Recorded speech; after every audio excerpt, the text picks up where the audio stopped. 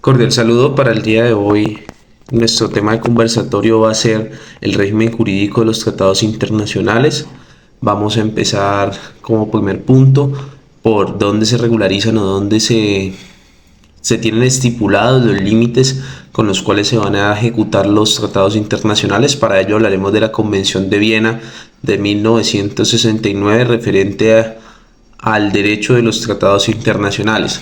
Esta convención para muchos doctrinantes se considera como la piedra angular del derecho internacional, en el marco de que de ella emana el cómo se realiza un tratado internacional, cómo nace la vida jurídica, cuáles son sus formas de aplicación, cómo se termina, cómo se debe interpretar, cómo se deben de resolver controversias. Son algunos de los aspectos fundamentales que se regulan en el marco de esta convención. A continuación entonces pasaríamos a definir qué es un tratado, hecho que voy a leer de manera sucinta extraído de la convención. Y la convención define que se entiende por un tratado a un acuerdo internacional celebrado por escrito entre estados y regido por el derecho internacional. Ya conste de un instrumento único o en dos o más instrumentos conexos y cualquiera que sea su denominación particular. Pasaríamos entonces a hablar del consentimiento de los estados. Este consentimiento se manifiesta mediante la aceptación, aprobación, adhesión o ratificación según lo dispuesto en los tratados que quieran volver a suscribir los estados o que vayan a suscribir por primera vez. Entendemos entonces por ratificación, aceptación, aprobación o adhesión, esa voluntad del Estado de querer obligarse con otro. Esa es la manifestación o la materialización de ese consentimiento de ese Estado. Pasaríamos entonces a hablar de la invalidez de los tratados.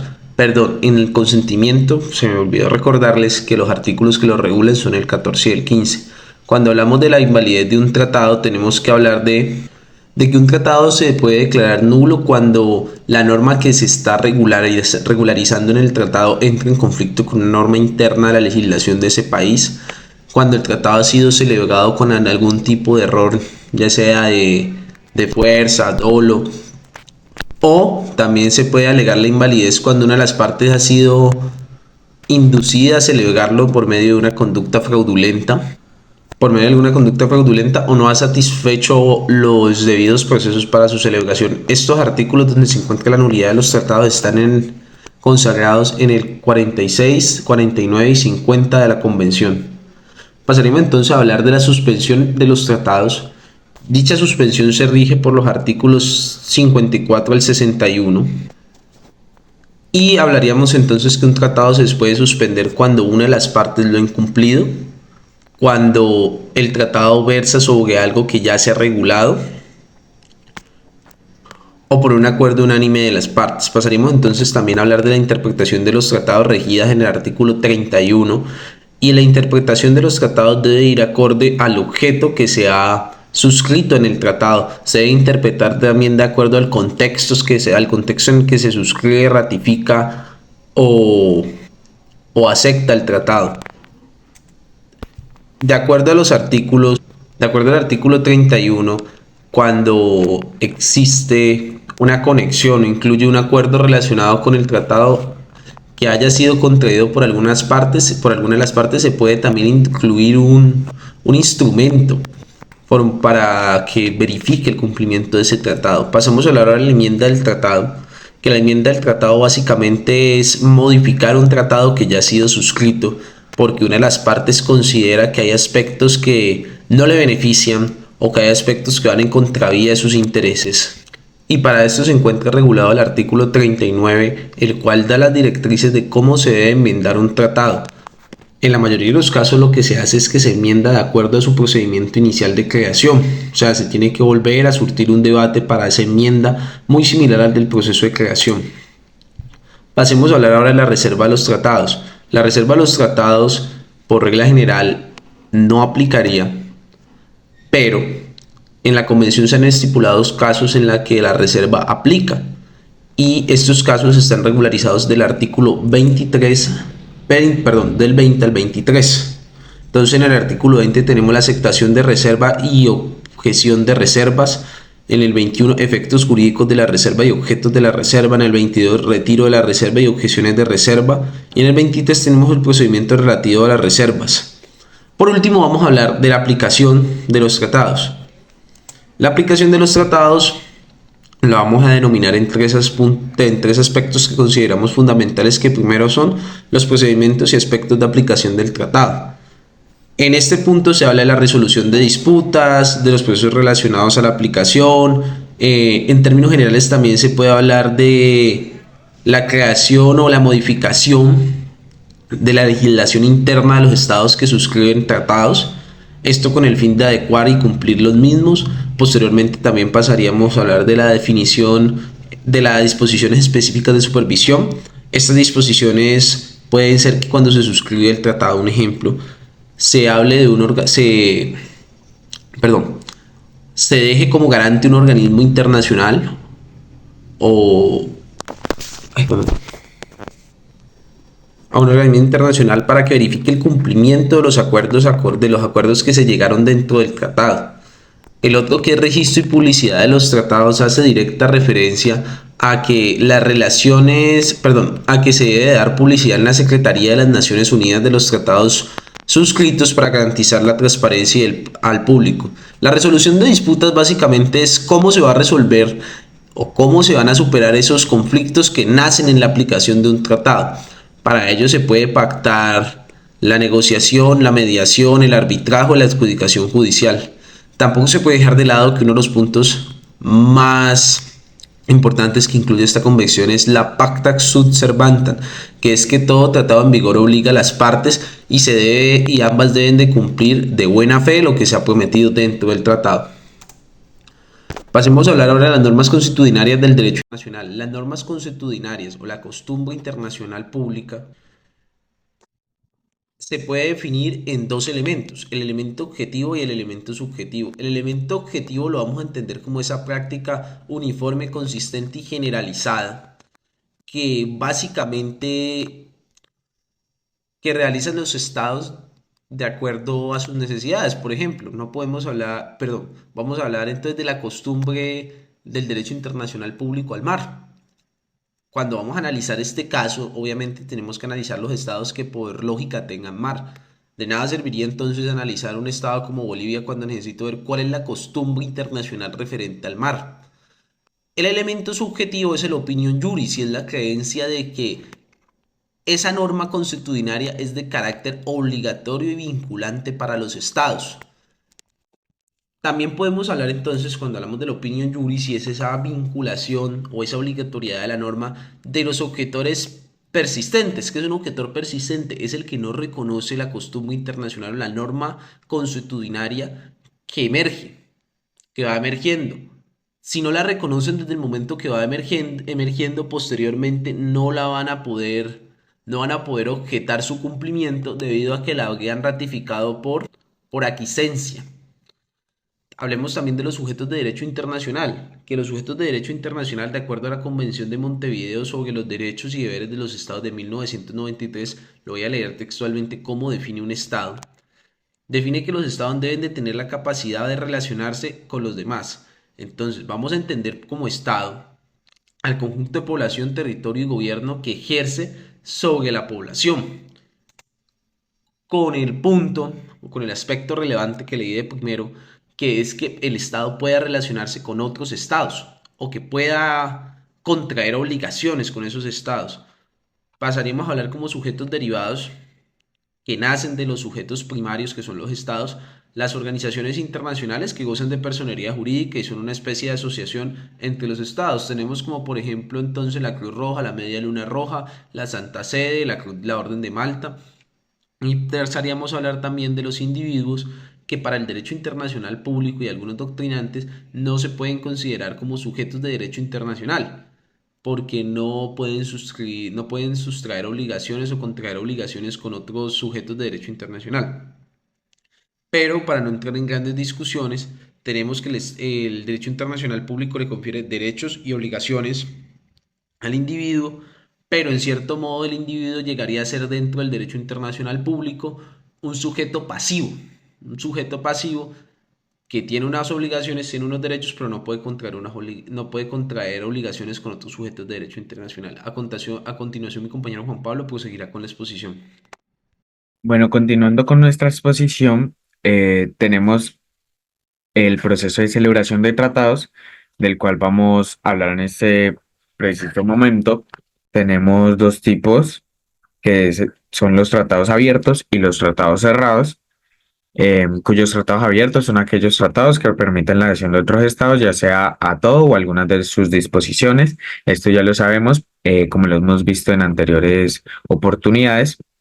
También tenemos los tratados cerrados. Estos se celebran únicamente entre las partes contratantes sin permitir la adhesión de otros estados. Son ejemplos típicos los tratados bilaterales. También tenemos una escala amplia restringida que según pues varios criterios, como lo son los criterios geográficos, los criterios sociológicos, los criterios étnico-culturales, entre otros tipos. Ya pasando un poco a la, al proceso de celebración de tratados internacionales, tenemos como tal, son tres fases las que integran el procedimiento de conclusión de los tratados. Tenemos la negociación, que es nuestra primera fase, que bajo este nombre se designa al conjunto de operaciones cuyo objetivo es establecer el texto del tratado. Tales negociaciones pueden ser o pueden tener lugar en el cuadro de las discusiones celebradas entre los agentes diplomáticos de un Estado y los representantes, que son normalmente funcionarios del Ministerio de Exteriores. Este es el procedimiento normal de negociaciones de los tratados bilaterales. Para los multilaterales, el procedimiento normal es establecer el texto por discusiones celebradas dentro de una conferencia o congreso internacional. Pasando a nuestra segunda fase, tenemos la manifestación del conocimiento. Una vez concluidas las negociaciones, el texto se considera ya establecido como auténtico y definitivo. Mediante la firma ad referendum o la rúbrica de los representantes de los estados en el texto del tratado o en el acta final de la conferencia en la que se haya adoptado el mismo, mientras la firma esté sujeta a ratificación, aceptación o aprobación, no establece el consentimiento a obligarse, pero sí constituye, no obstante, un medio de autentificar el tratado y expresar la voluntad del Estado signatario de seguir con el procedimiento cuyo fin es la conclusión del tratado. La firma otorga al Estado calidad para ratificar, aceptar o aprobar, como lo hemos dicho anteriormente. También crea la obligación de abstenerse de buena fe de actos en virtud de los cuales se frustren el objeto y el fin del tratado. Es decir, que la firma no te va a obligar como tal todavía a cumplir el tratado, pero sí te va a crear unas obligaciones, como lo son el principio de la buena fe y no frustrar el objeto del tratado, de lo que se trata el tratado. Y como última fase tenemos la adopción o la ratificación como tal, que es cuando ya entra en vigor la ley o la norma, el tratado en nuestro país o en cualquier país. Y es que la ratificación designa el acto internacional mediante el cual un Estado indica su consentimiento en obligarse por un tratado, siempre que las partes la hayan acordado como la manera de expresar su consentimiento. En el caso de tratados bilaterales, la ratificación se efectúa por lo general mediante el canje de los instrumentos requeridos. En el caso de tratados multilaterales, el procedimiento normal consiste en que el depositario recoja las ratificaciones de todos los estados y mantenga todas las partes al corriente de la situación. Es decir, que cuando en la misma conferencia se escoge un depositario, este depositario va a ser el encargado del tratado de recibir las ratificaciones, las firmas o el aval de cada estado de que ya lo han consultado internamente y están de acuerdo. La necesidad de firma sujeta a ratificación concede a los estados el tiempo necesario para lograr lo que acabamos de decir, que es la aprobación del tratado en el plano nacional y para adoptar la legislación necesaria para la aplicación interna del tratado. Una vez ratificado el tratado, se realiza el depósito, es decir, la ceremonia formal que perfecciona el consentimiento y hace efectivo el tratado. Hablando un poco de lo que ahora les mencionaba como la adhesión es el acto por el cual un Estado acepta la oferta o la posibilidad de formar parte de un tratado ya negociado y firmado por otros Estados. Tiene los mismos efectos jurídicos que la ratificación. En general, la adhesión se produce una vez que el tratado ha entrado en vigor. Sin embargo, el secretario de la ONU, en calidad de depositario, nos ha dicho que la adhesión a algunas convenciones antes de su entrada en vigor también está aceptada y siempre y cuando siempre que sea bajo las condiciones las cuales pueda realizarse la adhesión y el procedimiento a seguir depende de las disposiciones que se hayan dado en el tratado. Frente a la celebración de los tratados en Colombia, este es un procedimiento internacional que inicia, como lo hemos mencionado anteriormente, con la Convención de Viena, el proyecto de texto, seguido del proceso de negociación y finaliza con la adopción y firma del instrumento, que son las tres fases mencionadas anteriormente y explicadas. Y posterior a ello se debe surtir un procedimiento interno a través del cual el Estado colombiano debe verificar si, en efecto, el instrumento internacional puede o no formar parte del ordenamiento jurídico interno. Dicho proceso se lleva a cabo mediante dos etapas. En un primer momento se requiere la aprobación del Congreso de la República, la cual es otorgada mediante la ley aprobatoria del tratado, y eh, posteriormente a esto, la Corte Constitucional es quien se encarga de declarar la execuibilidad o no de dicha ley. Una vez surtido el mencionado trámite interno, el gobierno se encuentra facultado para mantener o para manifestar el consentimiento en obligarse por los términos del instrumento a nivel internacional, siendo desde ese momento que se encuentra formalmente vinculado a las obligaciones que del mismo se deriven, o sea, que el mismo contrato se derive en esas obligaciones. Bajo los artículos 93 de la Constitución Política hasta el 102 y bajo la sentencia C-087 del 93 de la Corte Constitucional, podemos ver reflejado este proceso o este procedimiento en Colombia para ratificar un tratado. En estos, los tratados internacionales están fundamentados en cuatro principios que son fundamentales, valga la redundancia, como lo son el Pacta Sunt Servanda, este principio de origen consuetudinario previsto en la Convención de Viena de 1969, afirma la obligatoriedad de los tratados respecto a las partes, así como la necesidad de su cumplimiento de acuerdo con la buena fe. De este principio se infiere la idea de que la seguridad de las relaciones internacionales estaría comprometido si se dejase la voluntad de las partes, el cumplimiento o incumplimiento de los pactos. Tenemos también el res inter alios acta, determina que los tratados solo crean obligaciones entre las partes y no pueden, en principio, obligar a quienes no han participado en él y por lo mismo no han podido dar su consentimiento. Tenemos también el jus cogens. En la Convención de Viena de 1969 se introdujo el principio que sostiene que es nulo todo tratado que, en el momento de su conclusión, esté en conflicto con una norma imperativa del derecho internacional general. Eh, es decir, todo tratado existente que esté en conflicto con dicha norma quedaría prácticamente nulificado y finalizaría el tratado. Tenemos por último el rebus sic stantibus. Este principio implica que si las circunstancias existentes en un tratado que afectan la base esencial del consentimiento de las partes o el alcance de las obligaciones que aún deban cumplirse cambian, las partes pueden denunciarlo.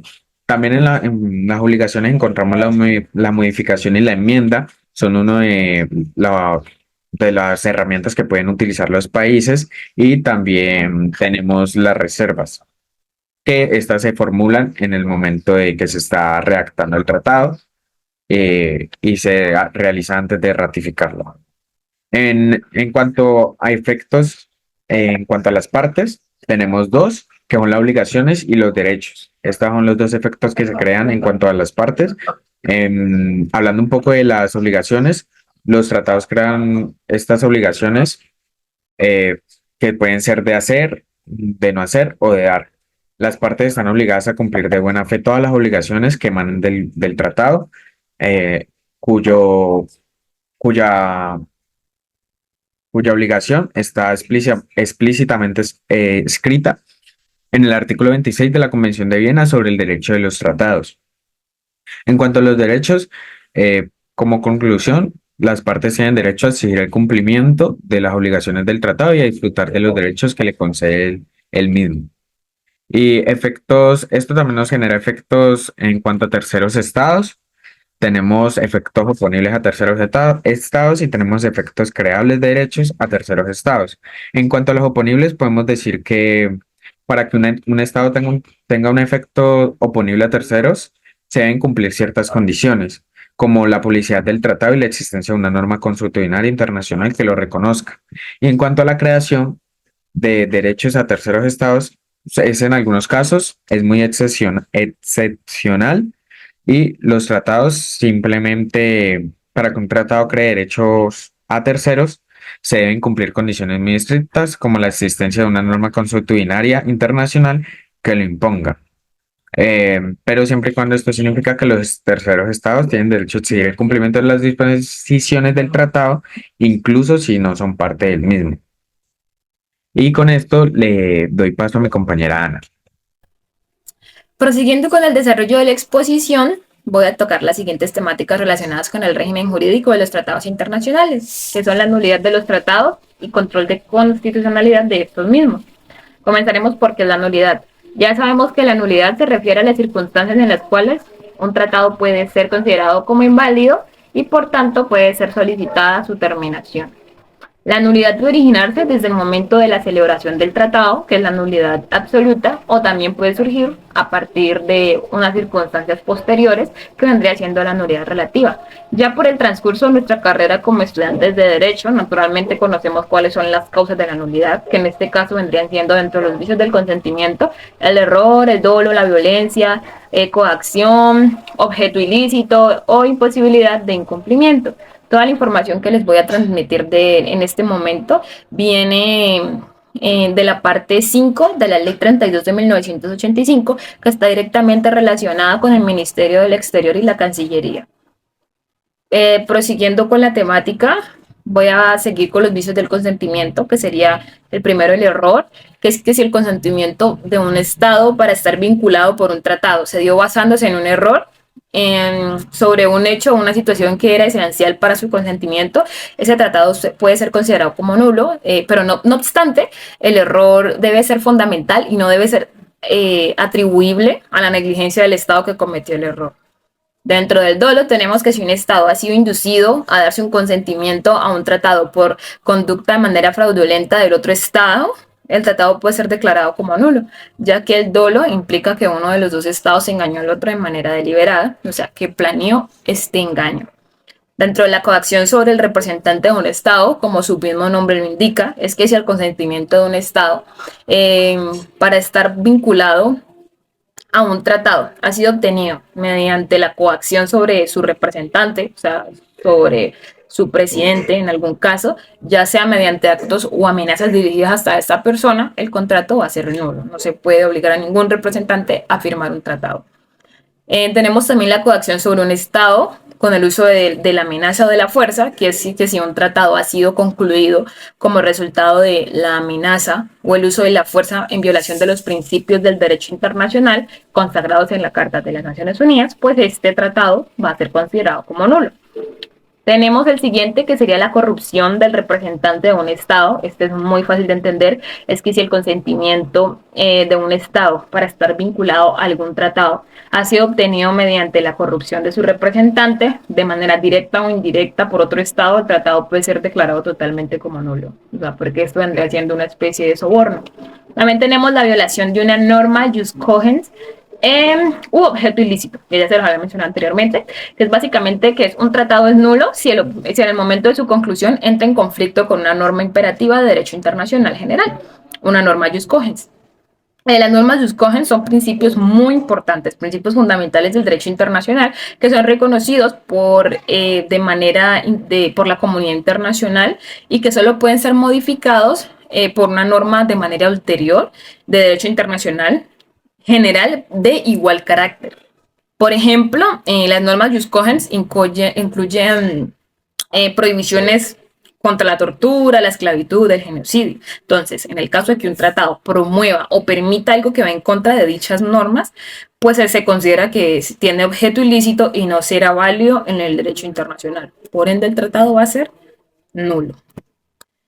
Y pues prosiguiendo con la siguiente parte, que es la terminación de un tratado internacional.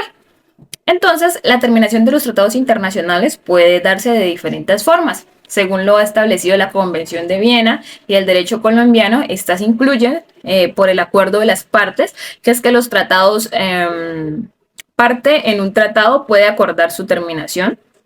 O sea, los tratados parten en un tratado que puede terminar su terminación, el cumplimiento de la cláusula del tratado. Muchos tratados contienen disposiciones específicas sobre su terminación, la denuncia o retiro, que ya sabemos que un Estado puede denunciar a un tratado o retirarse de él conforme a las disposiciones del mismo, y que en la ausencia de tales disposiciones, según la norma del derecho internacional. También tenemos la violación grave del tratado.